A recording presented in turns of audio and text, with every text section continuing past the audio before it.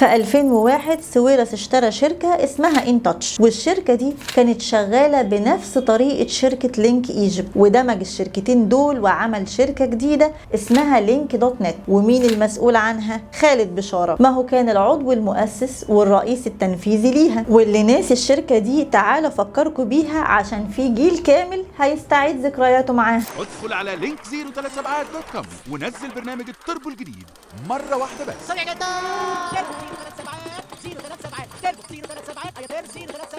اظن كده افتكرنا 037 والحملة الاعلانية اللي كانت بتعتبر من اكبر كامبينز الدعاية والاعلان في مصر. وقتها الشركة كان فيها حوالي 200 موظف، ووصل دخلها في 2005 تقريبا ل 20 مليون دولار، يعني حوالي 80 مليون جنيه. وده رقم يخض، خصوصا لما يجي بعد اقل من 10 سنين من بداية الشركة. مش بقول لكم كانت وش السعد عليه.